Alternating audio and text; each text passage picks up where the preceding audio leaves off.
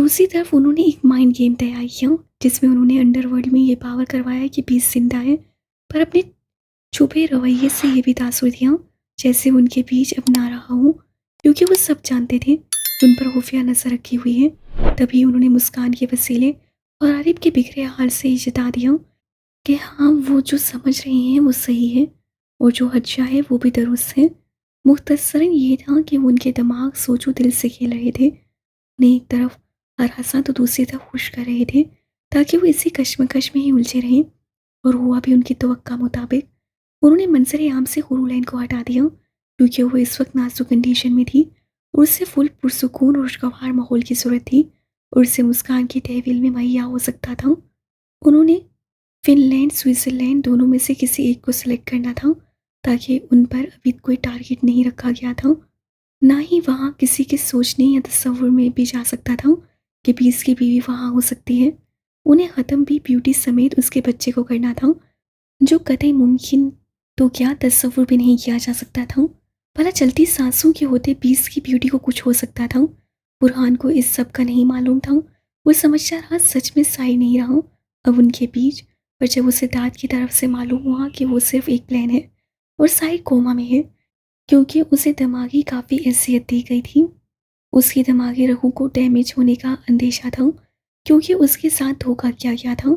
उसे से लड़ने का कहकर सबने मिलकर उस पर अटैक किया था। आपस में किसी को नहीं लड़ाया बल्कि उससे लड़ाया सबको। और ये एक धोखा प्लानिंग ही थी उसके खिलाफ जो साइड को समझ आ गई थी, बल्कि किंग के साथ खुद धोखा हुआ था। उसके वसीले पीस को वहाँ बुलाया गया और उसे इस तरह मारने का प्लान तैयार किया, पर हुआ उनकी सोच के खिलाफ। सिर्फ किंग और कुछ मजीद कुत्तों की मौत को देखते ही वो हवा के घोड़े पर सवार होकर वहां से भागे और अपनी ये हार उन्हें अंदर ही अंदर नोच रही थी।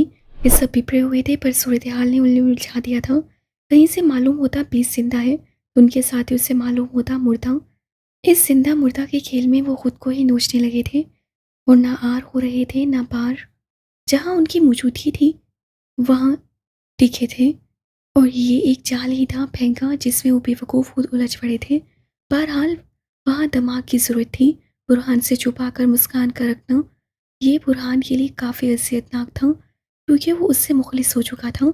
उससे जब असलियत जानी थी बीस की तो उनके हमकदम होने से खुद को रोक नहीं पाया था। फिर क्यों मुस्कान ने उससे इतने बड़े सच को छुपाया? क्या वो उसे अभी भी उनके खिलाफ समझती थी? ऐसी कई सोचें उसके दिमाग आई थी और उनसे छुटकारे की सूरत यही थी कि वो अपना ट्रांसफ़र करवाए, बल्कि उससे खुद को मंज़िल से हटाने के लिए कदम उठाया था। पर उस पर ये कदम भारी पड़ गया जब उसके पीछे ये दिलबरार दाशता होती। मुस्कान भी फ़ौरन से हुरूलैन को लेकर वहाँ से निकली थी। वो इस गंभीर सूरत हाल में खुद को ही भूल गई थी क्योंकि उसका मोहसिन मसीहा कोमा में पड़ा था। उसकी ऐसी हालत उसके दिमाग की रगें हिला चुकी थी। फिर भला वो कहाँ बुरहान को बताती इस सब का? वो बस वही करती गई जिसका उसे ऑर्डर मिला था और उसने वही किया क्योंकि उसके लिए सबसे अहम उसका मसीहा था और उसकी हुरूलैन। फिर क्यों ना करती वो ऐसा? पर जब बुरहान की ट्रांसफ़र की इत्तला खुद उसके मुंह से सुनी तो वो पूरी तरह ढह सी गई। ना उससे सफाई मांगी ना मुस्कान ने दी। वो फैसला करके पीछे हटा तो उसे मजीद कदम पीछे हटाकर उसकी जान सूली पर लटका कर उसे असियत और फराक की कड़ियाँ थमा दी, जिन्हें देख देख कर वो अंदर ही अंदर टूटता रहा। दूसरी तरफ उसके अचानक जाने से आरिफ को गुस्सा आया क्योंकि वो उनके फैसले के खिलाफ उसे लेकर वहाँ से निकली थी। हालांकि वो दूसरे ममालिक पर अभी गौर कर रहे थे कि कहाँ उसे जाना सही रहेगा, पर मुस्कान इतना बड़ा रिस्क लेकर उसे वहाँ से ले निकली थी और किसी से कांटेक्ट भी नहीं थी। उसे पहले शक था कि उसका कांटेक्ट अलिफ से है, पर यहाँ भी वो गलत साबित हुआ क्योंकि वो हकीकतन सबसे कांटेक्ट ख़त्म कर चुकी थी, बल्कि उसकी चिप डिवाइस सब डीएक्टिवेट कर चुकी थी। बुरहान पर तो वो शक नहीं कर सकता था क्योंकि वो बहुत अलग गुस्से में था। उसे तो इसराइल भी दौड़ लेकर गया था साथ, क्योंकि ये जंग सिर्फ साई ही नहीं इस सजते वहशत ने सबको नोचा था। अभी उस हादसे को ठंडा होते वक्त गुजरा ही कितना था कि ऊपर से अचानक से बीस की हॉस्पिटल से गैर मौजूदगी उन्हें खौफसदा कर गई। तरह तरह के सवाल आज याद थे। क्या वो किडनैप हो चुका था? वो कोमा में था और वहाँ से कैसे जा सकता था? क्या उसके दुश्मन वहाँ पहुँच गए थे? पर सीसीटीवी कैमरा ने उनके सारे अज्ञात धो दिए, बल्कि वो शस्त्र थे ब्रिगेडियर जनरल, आईजी, लेफ्टिनेंट सबने बैठकर पुरसुकून माहौल में उसका आखिरी पैगाम सुना था। फुटेज से उन्होंने उसे वहाँ से जाते देखा था और पैगाम कराची मिलने का पैगाम छोड़कर वहाँ से रवाना हो गया। उन्हें लगा वो मुस्कान के पास गया होगा या अपने घर आरिफ के पास अपनी बहन के लिए, पर उनकी सोचें ख्याल गलत साबित हुए जब वो उन दोनों के पास पहुँचने की बजाय अपने अधूरे रहने वाले मिशन को मुकम्मल करने के लिए रवाना हो गया था। पूरे 3 माह बाद वो होश में आया था। आते ही उनसे मिले या अपनी बीवी बहन से मिले बगैर अपने फ़र्ज़, अपनी अधूरे रहे वादे को पूरा करने के लिए निकल चुका था। वो सब काफ़ी मुतासिर हुए थे उससे। एक खुशगवार माहौल बना हुआ था और मुस्कान की फ़िक्र से भी अब पुरसुकून थे कि बीस्ट होश में आ चुका था। ज़रूर उसकी नज़र अपनी ब्यूटी पर भी गई होगी। ये सोच इस सबके लिए खुशगवार थी और वक्त के साथ गलत भी ना थी।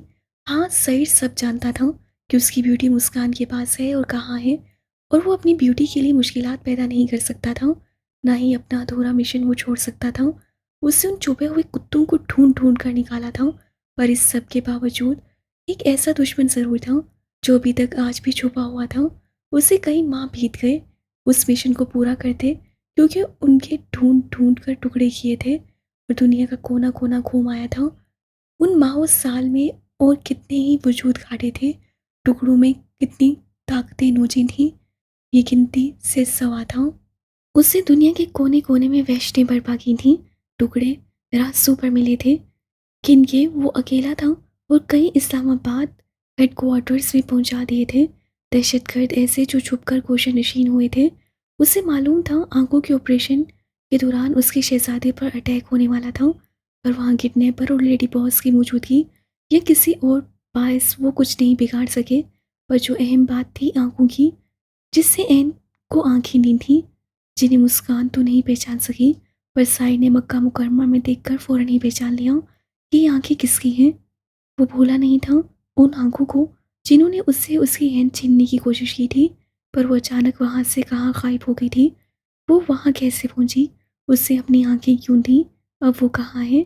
ये सवालात काबिले गौर थे और बीस के लिए वही सीढ़ी थी आखिरी मंजिल तक की और कतर के शहजादे तक पहुँचने की। आलिम, सिमी ने सिसकते उसके लबों पर हाथ रखा। उसका भाई इतनी तकलीफ़ें झेल चुका था, वो रोती सिसकती उसके सीने में छुपी थी। वो कहाँ बर्दाश्त कर सकती थी उस पर धूप की आँच, कजा कि उस पर इतनी हंसी थे। हालांकि साई ने उसे सिर्फ यही बताया था कि वो कोमा में था इतना अरसा। ये सब आपकी और शहजादी की दुआएं थी सिम्मी, कि आज मैं तुम दोनों के सामने हूँ। वो उसे मोहब्बत से देखता बोला, ये सब मेरे रब की रहमत एहसान है मुझ गुनाहगार बंदी पर कि उसका भाई उसे हर बार सही सलामत लौटा दिया, बल्कि हमें इस वहशी दुनिया में टूटने से भी टूटने नहीं दिया।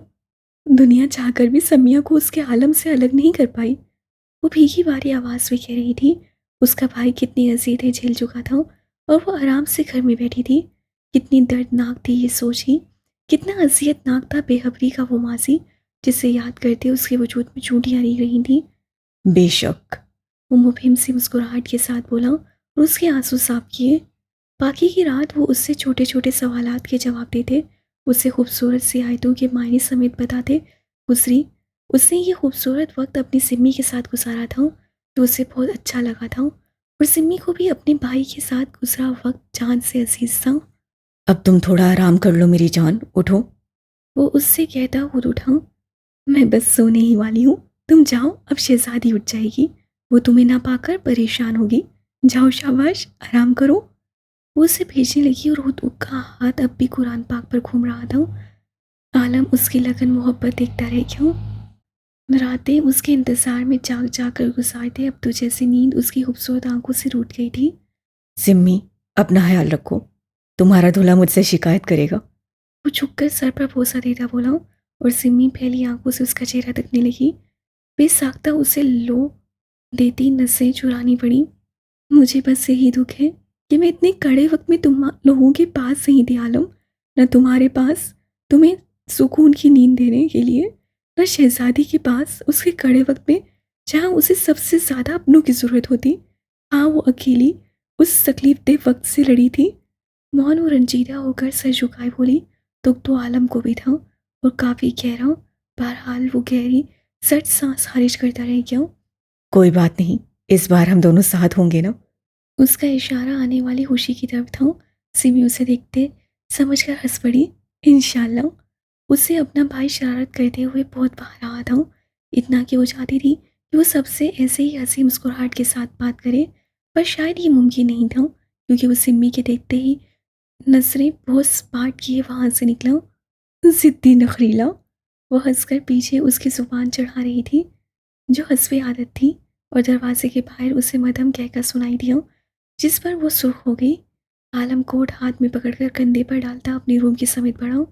रूम में आकर उससे जब उसकी नजरें बेड पर आईं तो दिमाग की रगें तन गई, जबकि हाथों की सख्ती से मुट्ठियां खुद ब खुद भींच गईं। मंजर ही कुछ यूं था, क्यों ना वो उससे से बाहर होता। वो चलता बेड के पास आया, जहाँ वो होशो जहाँ से गाफिल नींद के मजे लूट रही थी। वहीं उसके बाजू में पड़ा वो फितना छोटी सी टांग को उस पर रखने की नामुमकिन सी कोशिश की वजह से लुढ़क गई थी। अपने चूज से जितना वजूद लेकर वो मध्यम सी मुस्कुराहट के साथ मीठी पुरसकून नींद के मजे लूट रहा था। इस मंजर से साफ जाहिर था कि उसके जाते ही ना सिर्फ उसकी बीवी की नींद हराम की गई थी, बल्कि अपनी सारी मनमानियां करके अब बेहोश चूसे की तरह फैला पड़ा था। कोट हैंग करके उससे बेल्ट निकाली, खंजर तो अब रूम से अलग कर ही चुका था। गन वार्डरोब में रखते वो उसके समेत बढ़ा। उसके तेवर इरादे खतरनाक थे। वार्डरोब की आवाज़ फिर उठ पर साया महसूस करती हुरलैन हड़बड़ा कर उठी।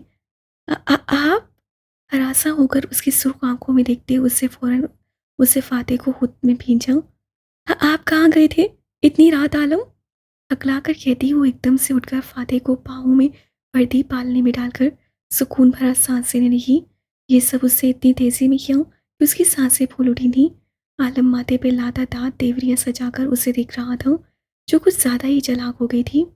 आप कहाँ थे? बताया नहीं। वो एक जिस्म में चलती मुस्कुराती उसके पास आई और शर्ट के खुले 3 बटनों से छेड़छाड़ करने लगी, हालांकि उसकी उंगलियां कपकपा रही थीं। ये सब क्या था? उसकी थोड़ी को उंगलियों में पकड़े सर ऊंचा किया। हुरलैन की आंखें डुबडुबा गईं। आप तो नहीं थे ना यहाँ? फिर वो रो रहा था। क्या माँ अपने बच्चे को रोते देख सकती है? उससे इमोशनल करना चाहा और आंखें पटपटाई। आलम का बस नहीं चल रहा था। उसे उठाकर बाहर फेंक गए। मतलब उसके जाते ही वो अपने काम पर शुरू हो गया था। आप नाराज क्यों हो रहे हैं आलम, प्लीज? आप नाराज क्यों हो रहे हैं आलम, प्लीज? उसकी आवाज पर आ गई। रोना नहीं। उसे सर्द आवाज में सरसनिश की। वो मुंह बसोर गई। ठीक है, मैं नहीं बोलती। उसे छोड़कर बेड चढ़ गई और अपने तकिए में मुंह देकर सोने लगी। सुन ले, आप बहुत बुरे हैं। वो अपना तकिया कलाम दोहराना नहीं भूली। लहजे में हल्की नाराजगी, दुख, रंजिश सब कुछ समोए बोली। अलम ने एक चोरी दूसरा सीना जोरी पर खोल कर उसकी पूछ को देखा, जबकि तिरछी नजरें जो उठी थीं पालने की तरफ कुछ झोंका, क्योंकि मध्यम नुमाया होते डिम्पल्स इस बात की गवाही दे रहे थे कि वो मुस्कुराए हैं। आलम ने घूरी डाली, तभी उसकी मुस्कुराती पूरी आंखें खुली। ये बच्चा था। उससे लगा वो जैसे एहन से उसके रवैये पर मजे ले रहा हो या उसका तमस्सुर उड़ा रहा हो। एहन, मेरी शहजादी। उससे पुकारा। आलम ने देखा उसकी मुस्कुराहट सुकड़ गई और उसे सारी बात समझ आ गई थी। मैं नहीं आपकी शहजादी, वो रूठी हुई मिनमिनाई। आलम शूज उतार कर उसके पास आया, शर्ट उतार कर उसने एक तरफ रखी। उसके चौड़े वजूद पर स्याह बनियान पहनी हुई थी। क्या नहीं हुई? उसका लहजा सर सपाटा वो किससे आ गई। सिर्फ डांटते हैं आप? उससे जैसे शिकवा किया। नहीं डांटा मेरी शहजादी को। उसी कमर में बाजू डालकर उसे करीब खींचे सरगोशी की और हाथ बढ़ाकर लाइट ऑफ कर दी। अब बोलो, नहीं हो मेरी शहजादी? उसे बाहों में भरकर उसने अपनी उंगलियां उसके बालों में सहलाईं। वो रुलैन के पोर पोर में सरशारी उतर गई। हाँ, यही सच था कि वो उसे 2 मिनट के लिए रूठने नहीं देता था, और इसी का ही तो वो फायदा उठाती थी। सब कुछ हूँ आपकी, उसे लाड से कहते उसके गले में बाजू डाले, शाने पर सर रख दिया। सब कुछ में क्या क्या? उसके कान में सरगोशी करते उससे लोगों को लबों से छुआ कि वो सिमट कर छुपने लगी। मजीद कुछ कहने की उसमें हिम्मत कहाँ बची थी।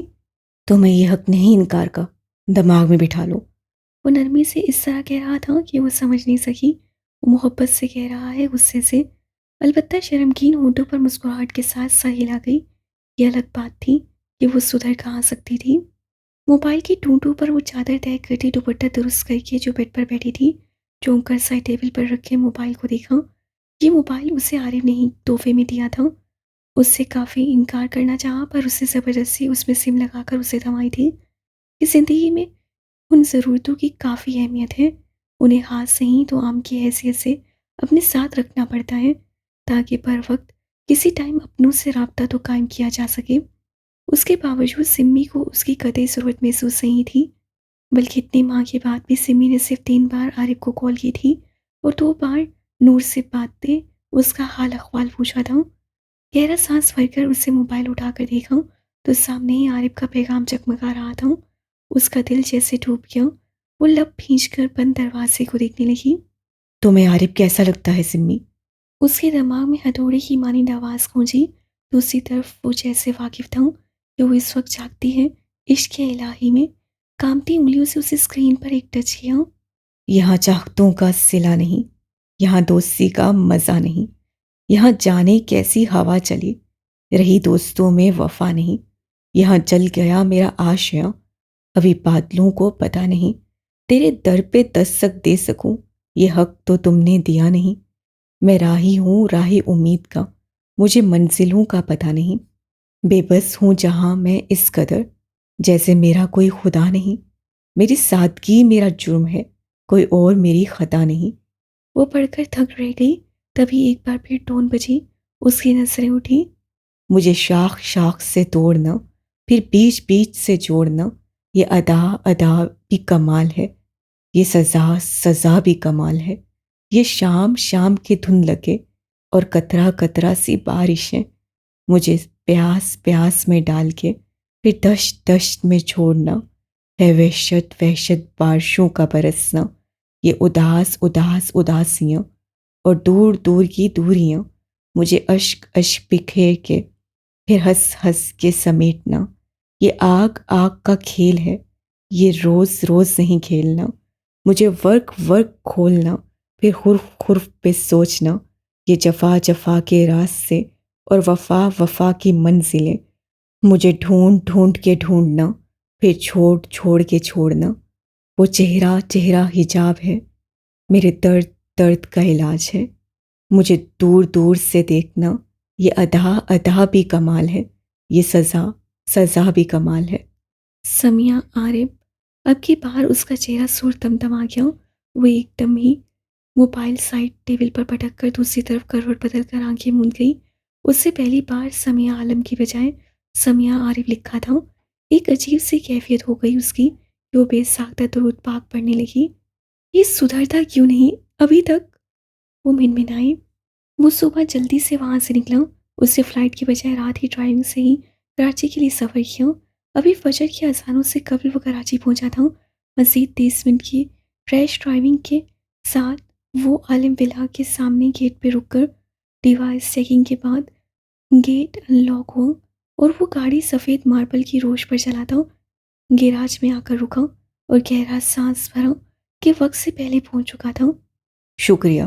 वो आसमान को देखता सरशारी से मुस्कुराया। घर के अंदरूनी हिस्से में दाखिल हुआ जहाँ हर सू खामोशी छाई हुई थी। वो फ्रेश हुआ, थोड़ी देर लेटा और फिर मोबाइल को देखा और उसका कोई रिप्लाई कोई जवाब नहीं था। अलसंग दिल जाना। वो बड़बड़ाता हुआ बेड से उठा और फजर की नमाज के लिए घर से निकला। उसके साथ दांत बेदार हो गया था। अल सुबहान अल्लाह। सर पर टोपी पहने जब दांत को देखा तो उसके मुंह से बेसाख्ता निकला। चुप कर जाली अरबी। वो हंसकर उसे झिड़क कर उठा। आरिफ भी हंस पड़ा। वैसे आज सूरज कहाँ से बेदार हो रहा है? उससे साथ चलते अबरू उठाई। जहाँ से कुछ देर बाद तेरा रुख होगा। वो मायने हेजी से बोला। आरिफ ना समझी से उसे देखा पर उसे अपनी ही तरंग में देखकर वो सर झटक गया। कुछ सवेर नहीं पहुंच गया? दान ने ठोका मारकर तन से जताया। आरिफ ने घूरी मारी। अपनी बार तो बड़ा उतावला हो रहा था, अब मेरी बारी पर तंज मारा है उर्दू की तरह। उससे चुभते लहजे में कहा। एक पल के लिए दांत घस से आ गया पर वो दांत ही क्या जिस पर जुर्म ज्यादा देर ठहरे। अबे चलना, जानता हूं तुझे, बड़ा आया। एक बात तो मान ले, मैं इतना उतावला नहीं हुआ। उससे छुटलाया। आरिफ नफी में सा हिलाता सर झटक गया और उसके साथ हल्की फुल्की बातों में मस्जिद पहुंचे। फजर नमाज अदा करने के बाद जब आरिफ ने हाथ उठाए तब उससे अपनी हथेलियों की लकीरों को देखते उनमें उसका चेहरा ढूंढना चाहूँ। बस इतनी सी दुआ है कि अपने हाथों में उसका हाथ थामकर आपके घर आना चाहता हूँ। मेरी ये दुआ कबूल फरमा दे। वो सच्चे दिल से बोला, इश्क आफत, इश्क सालिम, इश्क तेरी किताब आंखें, इश्क मुनकर, इश्क बातिल, इश्क भोजल शराब आंखें, इश्क लैला, इश्क हानी, इश्क मौजूद, इश्क फानी, इश्क लाजिम, इश्क मुलजिम, इश्क हाजिर जवाब आंखें, इश्क दुनिया, इश्क फरदा, इश्क आदम, इश्क ईसा, इश्क दरिया, इश्क सहरा, इश्क खाना खराब आंखें, इश्क जुल्फें, इश्क चेहरा, इश्क पलकें, इश्क लहजा, इश्क बातें, इश्क आवाज़, इश्क वो लाजवाब आंखें, इश्क गज़लें, इश्क नगमे, इश्क नज़में, इश्क किस्से, इश्क अल्फाज, इश्क लहजे, इश्क वो मेहताब आंखें, इश्क गालिब, इश्क खाली, इश्क मोमिन, इश्क फ़ानी, इश्क साहिर, इश्क समंदर, इश्क उसकी शबाब आंखें, इश्क चलना, इश्क हंसना, इश्क मुड़ना, इश्क खोना, इश्क झुकना, इश्क उठना, इश्क वो नकाब आंखें। वो तलावत के बाद जब उठी तब फिर से उस टोन पर मोबाइल उठाया और पैगाम पढ़कर बेबस साकित हो गई। क्या वो उसे ऐसे सताएगा? कितनी बेबसी थी उसकी सोचों में जिसका वो अंदाज़ा नहीं लगा सकता था। क्यों उसके इश्क में हाइल हो रहा था? ये कैसा दीवानापन था उसका? हर चीज़ से नसें फेरे बस उसके तल में रेत की मानिंद बिखरने को तैयार था। ये पागलपन नहीं तो और क्या था? क्या ये भी एक इश्क था? उस सोचकर चूचरी ले उठी वह हरासा से उस रूह लरसा इस सोचों से सर झटकते तस्वीर की तरफ मतवज्जा हो गई और फिर जैसे दुनिया से ही गाफिल थी।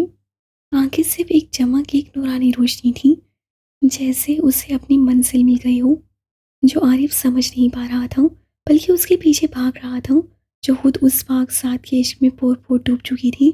और फिर रब उसे क्यों ना खींचता अपनी तरफ, जबकि उसकी प्यारी बंदी ने इतनी अजीतों के बाद भी कभी उससे शाकी नहीं हुई, ना ही कोई शिकवा शिकायत की। वही तो अल्लाह का प्यारा बंदा मोमिन होता है, जो हर हाल में उसे याद रखता है और उसकी रस्सी को मजबूती से थामे चलता है। जो हावी होने लगी थी आरिफ की सोचें, वो भी जाने कहाँ सोई थी, बल्कि वो पककर कुंदन में बदल गई थी। पर अभी तो एक और कुर्बानी लाजमी थी। वो जब लौटे तो उन्होंने घर से निकलते आलम को ट्रैकिंग सूट, कान में लगे आले के साथ उनके सलाम का जवाब सर हिलाकर देते हुए निकलते देखा। दाद को शरारत सूझी। वो देख, तेरा साला जा रहा है। उसे हर बात से कहा। तारिफ पूरी तरह छीम गया और उसे छीमते देखकर फलक शफाफ कहका लगा उठा। वैसे मुझे बेगैर तू का शर्माना बड़ा लुत्फ देता है। वो हंसते हुए बोला।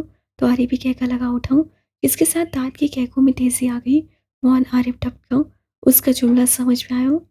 तेरे इस कमीनेपन से अबलीस जरूर मुतासिर होता होगा। वो छल भुन कर बोला। कमर में खोसा चढ़कर अंदर की समेत बढ़ गया। जब पीछे कराते दाद ने हाँक लगाई। बच्चे, हम दरवेशों से पंगा बहुत महंगा पड़ सकता है। हम अल्लाह लोग ही लोग हैं। कब किसके लिए मुंह से बद्दुआ निकल जाए, फिर पछताते रहियो जिंदगी। उसके दरवेशाना ख्यालात पर आरिफ एक जोरदार कहका लगा उठा। वो साथ इस वक्त लॉन में चहलकदमी कर रहे थे। मुलाजमा दोनों को चाय की कप थमा कर जा चुकी थी। लो। दाद ने एक खुद थाम कर दूसरा उसे थमाया। खिलाफी तवक्का उसे सरनफी में हिलाकर सपाट से अंदाज में इनकार कर दिया। नहीं यार, दिल नहीं है अभी कुछ भी खाने को। उसे साफ इनकार करते पूंगा बहाना तराशा। चल बकवास बंद कर। ये बहाने उसके सामने कर जो तुझे जानता ना हो। ले पकड़ और दिमाग ना खा, बड़ा आया कुछ ना खाने वाला। दाद ने रोब गुस्से से कहते उसके हाथ में जबरदस्ती कप थमा दिया।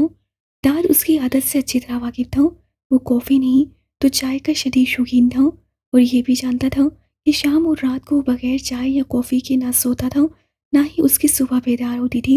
अगर रात को ना पीता तो सर दर्द उसे सोने ना देता। अगर सुबह सवेर ना पीता तो बेसुकूनी थकन दिमाग पर सवार रहती। और वो बला का ज़हीन था। उसकी रूटीन, उसके खानों की आलम खुद सख्ती से मुलाज़िमीन को हिदायत देता था। उसे बगैर खाने पीने के सोने नहीं दिया था। उसकी शिद्दत तलब होने के बावजूद उसे कभी सिगरेट या उसकी बुरी चीज़ों की आदि बनने नहीं दिया था।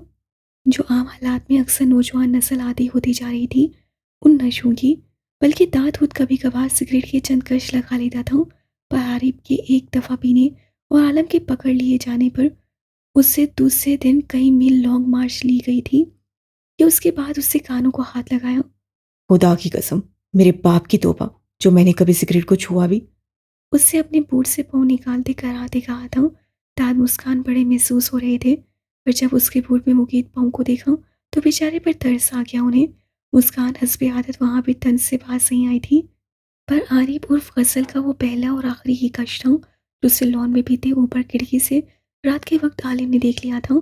उसके बाद इस कदर सख्त पनिशमेंट से उसके अब्बा दादा तौबा दावी कर चुके थे कि वो ऐसी चीज़ हरगिज़ नहीं अपनाएगा। ये चाय की लत उसकी गैर मौजूदगी में लगी थी। अब तक उससे खुफिया थी या नहीं, बहरहाल उसने एक ऐसा तरीके से उनकी परवरिश की थी जहाँ ना कभी उसके किरदार में झोल आने दिया, ना उनकी आदतों में। उससे दो कमसुन लड़की लड़की की जिम्मेदारी उठाई और आज उन्हें इस काबिल अपने पाँव पर खड़ा किया था कि वो 2 मिनट में दुनिया को हिला सकते थे। उन्हें ताकतों के साथ एक इत्मीनान, एक जायज़ गरूर दिया था अपनी साथ के लिए कि वो सुरखरू थे अपने किरदार के सामने। वो एक कोटे की औलाद होने के बावजूद किरदार में महकते गुलाब थे।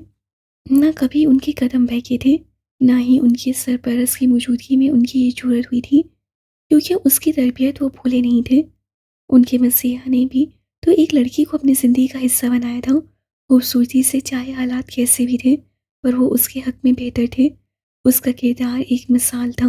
ये दोनों कीचड़ में कवल का फूल बनकर महकते थे और अपनी महक जज्बात सिर्फ अपनी एक शरीक हयात के लिए महफूज कर लिए।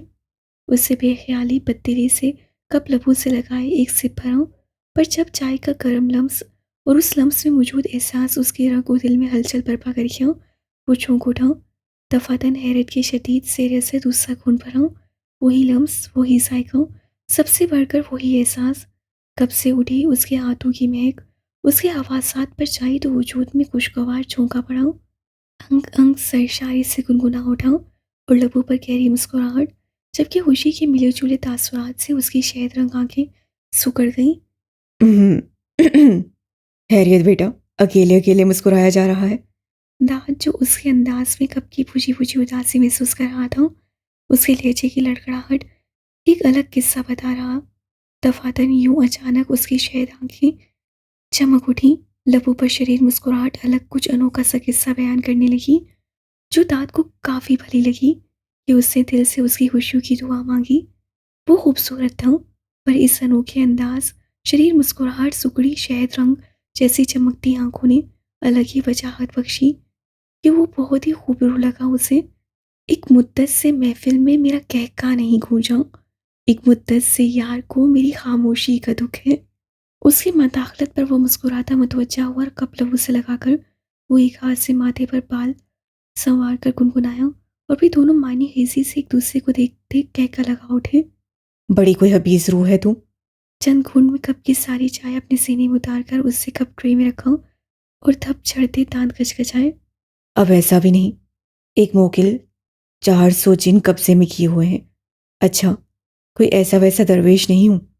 दान ने तफक्कुर एक गरूर से कॉलर चढ़ा और अपनी मगरूर खड़ी नाक की नोक से जैसे मक्खी उड़ाई। हाँ, एक बोनी देख चुका हूँ। आरिफ ने कहका लगाते शगुफा छोड़ा। बड़ा मायने खेज कहका था, मतलब वो उसकी बोनी को जिन्नों से तशबीह दे रहा था। वो अपनी बोनी के बाबत कहाँ बकवास बर्दाश्त कर सकता था। वो राह उठा। मैं तुम्हारी लाश गटर में फेंकवा दूंगा, हबीज भटकी मनूस रूह, अगर तूने उसके बारे में कुछ भी कहा। उसके पीछे भागते वो उसे मारने के दर पे था। खिड़की में पर्दे की आड़ में खड़ी सिमी उसका खिलखिलाता चेहरा देख जैसे पुरसुकून हो गई। उसके असाब से भारी बोझ हटा और वो आसूदा से मुस्कुराई।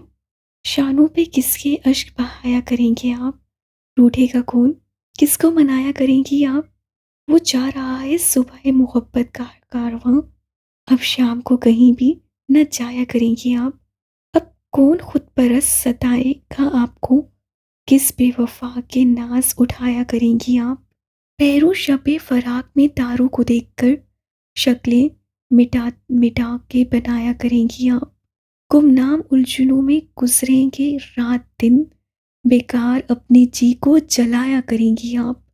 अब लज्जतें समाते रुखवर के वास्ते ऊंचे सुरों में गीत ना गाया करेंगी आप। हम चोलियों को अपने पासों से तसव्वुरात मासी के वाक़यात सुनाया करेंगी आप। अब वो शरारतों के ज़माने गुज़र गए, चूकेगा कौन, किसको डराया करेंगी आप। फ़रकत में दर्दे कोशा नशीनी भी आएगा, मिलने सहेलियों से ना जाया करेंगी आप। गुस्से में नौकरों से भी उलझेंगी बार बार, मामूली बात को भी बढ़ाया करेंगी आप। फिर उसके बाद एक वो मंजिल भी आएगी, दिल से दिल से मेरा ख्याल हटाया करेंगी आप। हालाते नो बानो के मसलसल हुजूम में कोशिश से अपने जी को लगाया करेंगी आप। आएगा फिर वो दिन भी तगीर के दौर में, दिल में कोई खलश ही ना पाया करेंगी आप। नक्शे के खुन को दिल से मिटाना भी चाहिए, गुजरे हुए दिनों को भुलाना भी चाहिए। एक नई दुनिया आबाद करनी चाहिए, खुद को सफ़र के लिए तैयार करना ही चाहिए। मेरे संग रास्तों का इंतखाब करना ही चाहिए, इसके अलावा कुछ और कर ना पाएंगी आप। वो मैसेज की ट्यून के साथ जो पास आई थी, तक तक दिल सुख चेहरे के साथ समिया आरिफ को देखती रह गई। जो खोया वो उसी खिड़की से देख चुका था, तभी तो उसकी आंखें सूख थी। सोचकर उसका पोर पोर पसीना हो गया, जबकि चेहरा मुतखैर, वो सुधरने वाली रूह ही ना थी जो सुधर जाए। वो अपने कामते लरस से हाथों से जूस का गिलास सामे जेब से तवीज़ निकालता थक थक करते सीने के साथ उसे देखने लगा। उसे बेबसी से फिर मुड़कर पीछे देखा, चांदाद उसकी चौकीदारी में बॉडीगार्ड खड़ा था। यार बहुत मुश्किल है, उसे भनक पड़ी मेरी एक हड्डी सलामत नहीं रहेगी। उसे दुख खौफ बेबसी की मिलीजुली कैफियत से दो चार होकर कहा, दाद का दिल किया अपना ही सर पीट ले। कब का नखरे बर्दाश्त कर रहा था उसके, जैसे वो अपनी सिम्मी के लिए फ्री में कर रहा हो। वो तो तेरी बेटा वैसे भी नहीं रहेगी। उसे दांत कचकचाए और हाथों की मुठ्ठियां भींची। अगर तुझे करना है तो कर, फालतू में वक्त बर्बाद ना कर।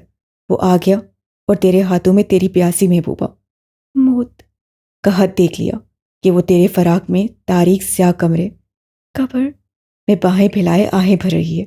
तो कसम ले ले, सारी इतना रहम दिल है, एक सेकंड नहीं लगाएगा तुझे उस प्यासी महबूबा के पास भेजने में। साथ मेरा टिकट फ्री में लग जाएगा। वो डुबो डुबो कर मार रहा था। आरिफ किससे आ गया? बहुत खतरनाक फीलिंग्स आ रही हैं यार। वो मिनमिनाया। चल दफ़ा होते न ज़रा, फालतू में टाइम वेस्ट कर रहा है कमीने। मुझे मीटिंग के लिए लाहौर जाना है। वो नीची आवाज़ से घुराया कि वहाँ से जाने लगा ही था, प्यारे में एक जज्ब में उसे झगड़ा। ऐसे कैसे यार, तेरे जैसे दोस्त तो किस्मत से मिलते हैं। कर रहा हूँ ना, बस तू मुझे ये बता कि असर तो करेगा ना, आलम को कुछ नुकसान तो नहीं होगा। उससे अपना हर्षा डरते डरते बयान किया, क्योंकि इताद का मूड ऐसा खूनखार था कि अभी शहीद कर देगा। अरे मेरा दिल कर रहा है तेरा ये भोसे नुमा सर फाड़ कर पपी को खिला दूँ। तुझे क्या लगता है हमारा तावीज़ आलम को नुकसान पहुंचाएंगे, या मैं ऐसा रिस्क ले सकता हूँ? एक बात कान खोल कर सुन, जितना तू आलम को चाहता है उतना ही मैं तुझ पर सब कुछ सह सकता हूँ, पर आलम पर नहीं। वो सख्त सपाट लहजे में कहकर रुक फिर गया। आरिफ उलझी नसों से उसके सर तासुआत वाले चेहरे को देखने लगा। उसे जैसे गड़बड़ की बू आने लगी। अब ये कुत्ते के काम बंद कर और जा इंसान के काम सर अंजाम दे, वरना अगर आलम ने देख लिया तो मैं सीधा निकल जाऊंगा। तो हाथ मलते रहना। वो उसे वहीं खड़ा देखकर चढ़ दौड़ा कि आरिफ झुंझुला गया। जा रहा हूँ, भौंक क्यों रहे हो? सख्त घूरी डालते वो मुड़ा। मोहन उसे एहसास हुआ कि वो सिर्फ उसकी मदद नहीं बल्कि खुद को भी रिस्क में डाल रहा था, सिर्फ उसके लिए। उसे शर्मिंदगी हुई। उसे इस लहजे में उससे बात नहीं करनी चाहिए थी। वो तो जो कर रहा था वो उसके फ़ायदे ज़िंदगी की खुशियों के लिए था, ना कि उसके खुद के लिए। उसे एहसास होता वो मुड़ा, दांत बाहर की तरफ देख रहा था और आरिफ उसे सुन, उसकी पुकार पर झोंक कर उसे देखा। जब आरिफ ने फ्लाइंग किस भेजी मेरे सबसे प्यारे यार के लिए, उससे कहा, तो दाद मोहब्बत से हंस पड़ा, बल्कि दिल से उसकी मोहब्बत पर मशकूर हो। चल अब शर्मिंदा ना कर, काम कर जल्दी। उससे हंसते हुए छिड़का। आरिफ हंसकर सा हिलाता जूस बनाने लगा। फ्रेश फ्रेश जूस ग्लास में उंडेलते, अब कप का आते हाथों से ट्रे में रखता, खुश खलक तलब करने लगा। कभी सोचा नहीं था आलिम को मनाने के लिए तावीज़ का सहारा लेना पड़ेगा। उसे दिल में मस्कीनियत से कहते, जेब से मोटा सा तावीज़ निकाला, सफ़ेद कागज़ ऊपर प्लास्टिक पर धागा लपेटे हुए थे। उसे ये जूस में डिबो कर निकालना था और 3 बार यही वर्ड करना था कि इसमें जो लिखा है वही सच है। ये दान ने उसे हाथ ताकीद की थी कि बुलंद आवाज़ में 3 बार डुबोने के साथ यही वर्ड करना है ताकि फरिश्ते सुनकर ये ख़ास पैगाम अल्लाह तक पहुँचाएँ। वो फ़ौरन से उस ख़ास पैगाम पर कुन फरमाए और मोकिल भेजकर आलिम को रुखसती के लिए मनाएंगे। आरिफ को याद करके टूट कर दांत पर प्यार आया, पर इस वक्त आलम पहुंचने ही वाला था। उससे जल्द अज जल्द ये काम निपटाना था। आरिफ को याद करके टूट कर दांत पर प्यार आया, पर इस वक्त आलिम पहुंचने ही वाला था। उससे जल्द अज जल्द ये काम निपटाना था। इसमें जो लिखा है वही सच है। आवाज़ पड़ते उससे पहली बार डुबोकर तावीज़ बाहर निकाला। जूस प्लास्टिक से टिप टिप वापस ग्लास में गिरने लगा। बगैर प्लास्टिक के अंदर मौजूद तावीज़ को छुए ये भी आरिफ ने पूछा था तो दाद बोला कि उनकी करामतें बाहर ही होंगी, अंदर तो स्याही है, क्या वो पिलाएगा आलम को? ये बात तो सेंस की थी। आरिफ फौरन समझकर सर हिला गया और मुतमईन हुआ कि सही तो कह रहा है। अल्फाज की करामतें तो बाहर होती हैं, अल्फाज के अंदर नहीं। इससे उससे करामतें भी खोनी थी, ना कि तावीज़ की स्याही। खुद में ऐसा पहली बार काम करके सनसनी सी दौड़ गई। अजीब कैफियत थी, डर, खौफ, कश्मकश। उससे सर झुकाया। दाद ने कहा था शैतान वर्गलाएगा, बास रहने को कहेगा। उससे अंदर की आवाज़ को दबाया। इसमें जो लिखा है वही सच है। दूसरी बार कहते तावीज़ जूस में डुबोया। इसमें जो लिखा वो मैं भी पढ़ना चाहता हूँ। भारी संजीदा आवाज़ अचानक उसके पुश से उभरी। बेसाख्ता उमटते कहके को दाद ने दबाने के लिए सख्ती से मुंह पर हाथ जमा लिए और कतरे आलम के पीछे हो गया। उसकी रंगत लाल अंगारा हो रही थी, जबकि आरिफ की सर्द वो वो ही सच। फना होती रूह के साथ वो अपना जुमला आखिरी मुकम्मल करने से बाहर से ही आया। दाद का दिल किया वहीं लेटकर बुलंद बांग कह के मारे। और मैं ये सच जानने के लिए काफ़ी मुतजस्सिस हूँ। सर्द गुस्सीली आवाज़ में कहकर आलम ने झटके से उसके साइड करते उसके सुन हाथों से दाद का दिया हुआ तावीज़ लिया। सामने ही उसके लिए जूस का गिलास यहाँ रखा था और फिर के तावीज़ को देखते वो सब कुछ समझ गया, बल्कि गुस्से से उसकी दिमागी रखें फूल गई। दाद उसे यहाँ ज़बरदस्ती लाया था कि आपके लिए सरप्राइज़ है, जल्दी आए। और यहाँ आते भूल जाओ ये क्या सरप्राइज़ है। बारी की ऐसी बहक गई, खुद कोई पर हैरान हुआ और उससे वो छीन लिया। ये क्या है? उससे सपाट तासुरात से आरिफ को देखा, जो आज जिंदगी में पहली बार आंखें सुकेड़ने की बजाय फैलाए खड़ा था। मुझे दिखाएं क्या है? दाद हैरान परेशान आगे बढ़ाया और कतरे झिझकते आलम के हाथ से ले लिया। ये जाने क्या है? मैं तो पहली बार देख रहा हूँ। क्या है आरिफ? इसमें कौन सा और क्या सच लिखा है? वही सवाल था जो आलम ने पूछा था, सिर्फ नाम के लिए बीच में टांग अड़ाई थी। उसकी उलझी ना समझी आंखें आरिफ पर टिकी थी। आरिफ हवन को की तरह दाद को देखने लगा। वो मदद कर रहा था, ये सच्ची अनजान बन रहा था। ऐसे क्यों कर रहा था? क्या नशा कर लिया था उसने? बताओ ये क्या है? अलीम उसकी अजीबोगरीब हरकत से बिफर कर नीचे आवाज़ से घुराया। आरिफ तो आरिफ, पास खड़ा दाद भी खुशलक तर्क करके सर झुका गया। वो तावीज़ करा तब तो दरवेश का तावीज़, उसी करामत, हमारी मतलब आपकी रुखसती, मेरा मतलब आपकी बहन। Shut up. उसके हकलाने पर आलिम धाड़ा था। धाड़ ऐसी कि उनकी रूह लरस उठी। इस धाड़ो करज पर रूम से घबराई नूरुलैन बाहर निकली। समिया एन फाते को तरका के हवाले कर दी। बुगलाई से सीढ़ियों पर आई। वो बदहवास सरासीमा पहली आंखों से सामने का मंजर देख रही थी। सामने सुर्ख चेहरे के साथ खड़ा बिफरा आलम किसी चीज़ से दांत धागे हटा रहा था और आलम के पास कुछ फासले पर आरिफ सर झुकाए खड़ा था। एक सेकंड में सूरत हाल समझती सिमी का हलक मुंह को आ गया। वो कामती चंद सीढ़ियां मजीद उतर आई। मेरा ऐसा कोई दा। आई से जस्ट शट अप। अब की बार वो इस कदर बुलंद गुराया यहन सिमी के साथ लग गई और दरगाह फाते को लेकर मंजर से हट गई। उनकी जैसे टांगे लरसने लगी। आरिफ की तो सांस खुश्क हो गई। मैं पढ़ूं? तावीज़ खोलकर दाद ने मोहतब होकर आलम से पूछा। पढ़ो। वो होनहार नसों से आरिफ को देखता जवाबन बोला। आरिफ मुतजस्सिस हुआ कि ऐसा क्या लिखा था तावीज़ में। ये एक फितरी तजस्सुस था जानने का क्योंकि वो अपना काम पूरा कर चुका था। दाद ने मुस्कुराती आंखों की भरपूर नजर आरिफ की चौके सर पर डाली और कमीनगी की हद क्रॉस कर दे गला खंकारा, जिस पर आरिफ फौरन से मुतवज्जा हुआ और उसके देखते ही दाद ने आंख मारी। ये कमीनगी का सिग्नल था, जिससे आरिफ के 14 तवक रोशन हो गए। उसी कानों से धुआं निकलने लगा और पाँव तले जैसे जमीन सिरक गई, रूह डूब गई। उसे लगा वो फिजाओं में लहरा गया हूँ। धोखा, तबाहकुन धोखा। वो बड़बड़ाया। नूर का दिल किया भागकर उसका गला घूंटे। बेचारे मासूम को किस कदर मुसीबत में फंसा दिया था। मैं अपने होशो हवास में ये तावीज़ लिखवा रहा हूँ, बाबा मन चला जो करे सबका भला से। मैं अपने साले साहिर आलम के सामने खुले दिल दीदा दलेरी बगैर किसी खौफ व हरास दबाव के ये एतराफ़ करता हूँ इस तावीज़ में कि मैंने अपनी ताकत का इस्तेमाल करते रोती गिड़गिड़ाती माफ़ी की भीख मांगती समिया आलम से जबरम आलम की गैर मौजूदगी में निकाह किया। चुनाचा उसका सबूत मेरा निकाहनामा, गवाह मेरी बहन मुस्कान उर्फ मिस्सी सुतेली नागिन। हाल ही में वो एक कटर की कीड़ी से दरियाफ्त हुई है। निकाह में मोहतरम दाऊद अलिफ अलवी मोहतरम बुरहान अलवी को खबर नहीं थी, सवाए मुस्कान अलवी के। चूँकि निकाह एक जबरन खुफिया था, इससे उन्हें बेखबर रखा गया। मुझे मालूम है ये जानकर मेरे साले को काफ़ी तकलीफ होगी, पर मुझे इससे कोई गर्ज नहीं, क्योंकि मैं उसकी बहन, मेरा मतलब मेरी मनकोहा समिया आलम से शदीद इश्क की सरहद पे चल निकला हूँ। और उसके अलावा मुझे कुछ दिखाई नहीं देता गजा के अपना साला। हाँ, मैं मानता हूँ कि मैंने अपनी मनकोहा को तंग किया, रुलाया, धमकाया, यहाँ तक कि उसे सिसकने छुप छुप कर रोने पर मजबूर कर दिया। पर मैं क्या करता, मैं उससे मोहब्बत करता था और मुझे समझती नहीं थी। वो मुझसे बात करना नापसंद करती थी। फिर ज़बरदस्ती मैंने उससे बातें करना शुरू की, उसे बाहर घुमाने फिराने ले जाने लगा। इस दौरान वो सब बुदगुमान हो गई, तो मैंने उससे माफ़ी मांगी, पर वो नहीं मानी।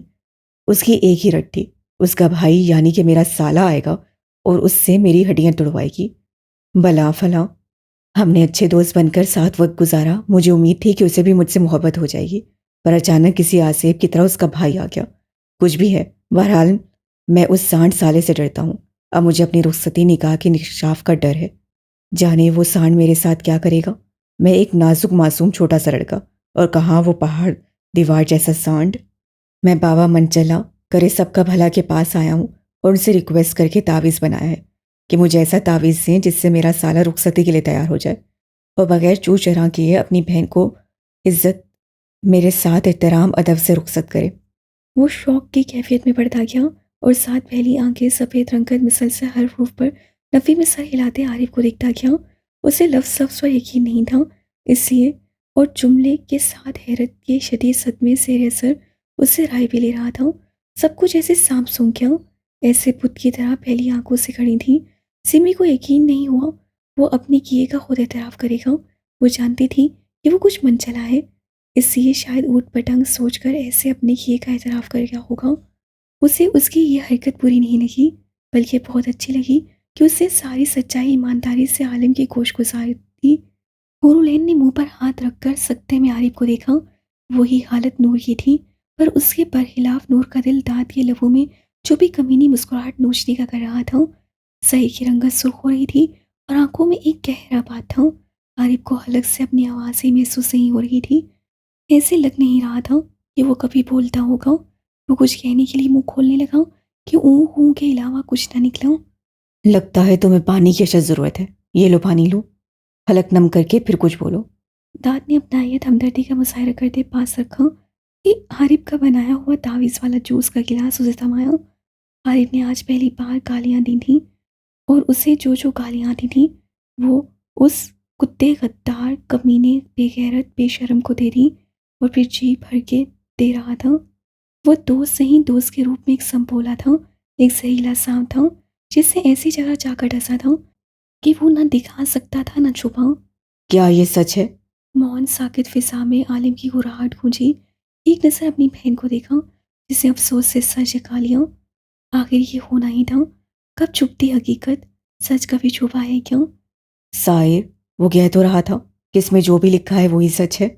दाद ने बेचारगी दुख से अपने दोस्त को देखते याद दिलाया। आरिफ ने झटके से उसे देखा तो गोया कमीने की प्लानिंग। उसका दिल किया उसके बाल नोच ले, उसे शहीद कर दे, सचमुच कर दे, मार दे कमीने को। ख़त्म कर दे उसको, जिसे जलील करके रख दिया, बल्कि मौत के मुंह में फेंक दिया था। गुस्से, दुख, अफसोस, गद्दार सांप को देखते उसकी आंखों में सुर्खी उमड़ आई। नहीं आलम। आरिफ ने हिम्मतों से सर उठाकर जब कुछ कहना चाहा तो उसकी पूरी आंखों में खून छलकता देखकर उसकी सारी हिम्मतें हवा हो गई। इधर भाई की हालत और आरिफ को देखते सिमी का दिल अब घबराहट से धक धक करने लगा था। रात ही तो उसके भाई ने उसके बारे में पूछा था, अगर ये ऐसा ना करता तो कितना अच्छा किरदार साबित होता उसका। क्या इसमें लिखा सच है? उसके सामने आते दांत से पेपर्स झपट कर उसे आरिफ के सामने ले आते उसके कंधे को जकड़ कर झटका देते सर्द लहजे में पूछा। सब जैसे गुंग हो गए, सांसें सीने में अटक गई हूँ। गुरुलैन के हाथ पांव लरसने लगे थे। उसे यूं पहली बार गुस्से में देखते उसका ये रूप उससे देखा नहीं किया और उससे अपना चेहरा सिम्मी के आगोश में छुपा लिया। कुछ नहीं होता, रिलैक्स। सिम्मी ने उसकी पुश्त से लाई, हालांकि हाथ उसके भी कांपने लगे थे। उसे क्या दिलासा देती भी तो एक कमजोर दिलासा, जो इस वक्त भी दे रही थी रस्सी आवाज में। मैं तुमसे कुछ पूछ रहा हूँ, क्या ये सब सच है? उसके चपड़े को पकड़कर उससे आंखों के सामने पेपर्स करके धाड़ से पूछो। लहजे में आंख और आंखों में चिंगारियां थीं, जिससे आरिफ जैसे भस्म होने लगा था। दाद को लगा, अगर हाँ कर देगा तो तुझसे पल उसकी लाश घर से निकलेगी। ये तावीज जो झूठा है। ना चाहते उसकी आवाज सड़खड़ाई। आलम ने गहरा सांस भरा। मेरे सवाल पर गौर करो आरिफ। वो कर जाओ। तुम जो कुछ देर पहले कुछ पढ़ रहे थे ना, उसे दोहराओ। वही तो सच है आरिफ। दाद ने सूरत हाल को देखते आगे बढ़कर हमदर्दी से उसके कंधे पर हाथ रखते उसे मोहब्बत से पुचकारा। आरिफ का दिमाग घूम गया। दिल चाहा मुंह नोच ले कमीने का, अभी कर भी देता, पर आलम के सामने ये मुमकिन नहीं था। तभी गुस्से की इंतहा को छूते उसे झटके से अपना कंधा पीछे किया। उसके खतरनाक रिएक्शन पर दाद ने मुस्कुराहट छुपाई। ओह, तसलियत जान के जाना। आरिफ को पूरा यकीन था कि ये सिर्फ इस कमीने का नहीं, उस कटर की कीड़ी की भी मिली भुगत होगी। तभी तो इस तरह मासूम होकर उनके जाल में फंसा था। इसमें जो लिखा है वही सच है। मर मर कर अंदर से सकते उस बेगैरत के सुर्ख होते चेहरे को देखते उसकी याद करवाई हुई लाइन चौथी बार दोहराई। अगर सूरत हाल इतनी संजीदा नहीं होती तो दांत नीचे गिरकर तड़पती भड़कती मछली की तरह कह के लगा था उसके हाल पर। एक लम्हे को नूरुलैन को हंसी आने लगी, पर वो लब दांत में दबा कर छुपा गई। वो तो सिर्फ उस शातिर इंसान को देखती रह गई थी जिसने किस तरह उस मासूम को फंसाया था। उसे तो दाद ने काफ़ी वक्त पहले बता दिया था कि आरिफ ने सिमी से निकाह कर लिया है। तब बताते हुए वो कितना खुश था, पर उससे क्या मालूम था उस मासूम को दुर्गत बढ़वाने के लिए खुश था। चटाख! अचानक ही साकिन फिजा में जोरदार धमाके की आवाज़ गूंजी और आरिफ लड़खड़ाकर पीछे हुआ। ओह, सब सुन से हो गए सवाए हुरुलैन की चीख गूंजने के। आरिफ ने आंखें मीच कर सर झुका दिया और सिमी को लगा उसका दिल किसी ने नोच कर बाहर फेंका हो। दिल तो दिल, सांसें रुक गई। ये क्या है बताओ गद्दार। वो गर्ज कर उसके कॉलर को जकड़कर वापस अपनी तरफ खींचकर मुंह पर धाड़ा। दास सकते में बुत होकर रह गया। ये तो उसकी तवक्का खिलाफ हो गया था। उसे लगा शायद आलम के कहने पर वो सिमी से निकाह कर चुका है। वो तो बस एक इंटरटेनमेंट के लिए सूरत हाल बना गया था और उसे सच में अंदाजा नहीं था कि वाकई आलम ना वाकिफ होगा। इसीलिए मैंने तुम्हें अपने घर में रखा था। झटके से कागज फेंक कर उससे उड़ाते उससे कॉलर को दोनों मुट्ठियों में भींचा। नहीं। सर झुकाए उसे नफी में सर हिलाया। तो फिर क्या सोचकर ये जुर्रत की? एक जोरदार झटके से उसे नीचे फेंकते वो घुर्राया। आलम। दांत चिल्ला उठा और आरिफ की समेत लपका। खबरदार, इसे सहारा दिया, दूर रहो इससे। उसने सर्द बर्फीले लहजे में वार्न करते दांत को बाज रखा। आरिफ ने भी हाथ उठाकर दांत को बीच में आने से रोक दिया। नूर की बेआवाज आंसू बहने लगे थे। देख लिया अब नतीजा, वो रोती हुई बड़बड़ाई और दांत ने लब आपस में पेविस करके उसे देखा कि मुझे क्या मालूम था कि ये सब होगा। नूर ने रोते गुस्से से मुंह फेरा। वो सबकी इंतहा पर मुठ्ठियां भींचे सिर्फ उसके चेहरे को देखता रह गया। क्या सोचकर तुमने ये सब किया मेरे साथ आरिफ? क्या मर गया हूं मैं? वापस नहीं आऊंगा। अब वो हमेशा तुम्हारे रहमो करम पर होगी। जो आए सईर आलम की बहन के साथ कर लो, ये सब सोचा था ना? वो जो अभी संभल कर उठा था एक जोरदार मुक्का मुंह पर पड़ने से लहराकर वापस सोफे पर गिरा। तुम्हारी हिम्मत कैसे हुई साहिर आलम की बहन से जबरदस्ती निकाह करने की? उसके खौफनाक धाड़ के साथ आरिफ के मुंह पर पड़ते मुक्के उसका सर चकरा कर रख गए।